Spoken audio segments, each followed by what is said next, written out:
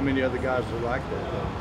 You know what I mean? There were several guys, but Bill, what happens is you get a group of head coaches and athletic directors and other guys, and people that are in charge, rules committee people, and you could have up to 50 people in one room. And I've not been in rooms that had that many people where everybody could somewhat agree to get it to the next step. So you don't sense there's a majority that would prefer to have that room? I don't know if there was enough people in a room that said it at one time to get to a majority. You know, I obviously don't know much about politics, never been in Washington, D.C., but I know how things happen from just sitting in that room. Mote Male is a 310-pound guy. Made a nice athletic play today. He looks like he weighs 260. He runs like he weighs 260. Is he the most unique, really super big athlete you guys have had? You know, it's interesting. I thought he weighed 285, and the other day they said he weighed 306. I guess he's maybe up to 310 now. And he's showing signs of being athletic. Made a nice play today, one-handed grab. And his attitude's been good, and he seems to understand the tempo of this level of football. So up to this point, it looks like that he's been a good take for us. You know, told a long time ago we need to wait till the middle of the season until we really say anything about a guy. But up to this point, I like his athleticism and his attitude and temperament. Can you run through the practice again, the scrimmage, and what you were looking for and what you saw? Well, first off, we had about 118 plays. I guess it was 118 plays, not about. You got to tell me when you're doing that stuff now. Doing what? I worked all afternoon. Somebody's I had no clue. Gotta work. And then I wanted the young guys to play and some veteran guys to get some snaps today. It was essentially an all scrimmage for us. And early the offense played pretty well, and then the defense kind of took over, and it was very, very controlled from a defensive standpoint, in my opinion. A lot of young players got to compete. We have a number of guys on our team that have to pick up the pace and have to play at a higher tempo than what we did last year in order for us to be as successful as we want to be. And particularly the 2-year guys that came into our program. They mentioned Mote, and you had Todd Mays and Burton. And those guys seem like they're doing really well. Quarterback made some good plays. He missed a throw or two, threw a pick one time. We didn't put the ball on the ground. I thought the defense ran well. I think we dropped 4 balls. We had to do a better job of catching. You know, obviously Glidden's not out there, and Brandon Shepard's got something that dislocated or something wrong with his finger, so he'll be out a little while, so he wasn't out there today, which is fine. He's an experienced guy. But overall, their attitude was good. They had a smile on their face. I really enjoyed the new coaches.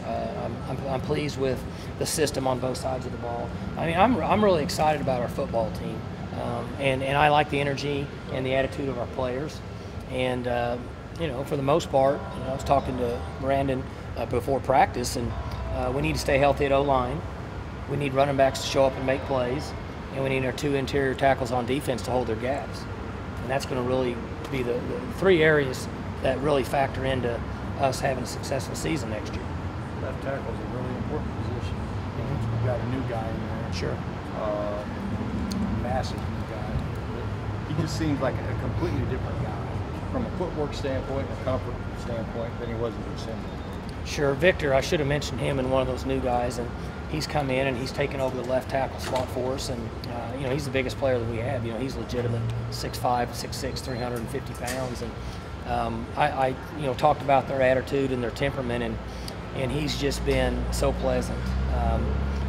It's tough in our practices in the spring because we don't huddle up and we play really fast, and I can only imagine how, you know, being that big and to play at the tempo that we compete at, and a smile on his face. He plays hard, plays with effort, never says a word, and you know, those are the type of players that you need in your program in order to win big, because they're unselfish and they love to play the football, and they've been a great part of the program up to this point. And to the right of him all the way down are guys that played really well on the ball. Sure. And we're really inexperienced at the offensive line, and then we're experienced from the standpoint of the guys that played the last 2 games of the year. And then when the 2s are in there, you have 1 junior and 4 freshmen that are in there.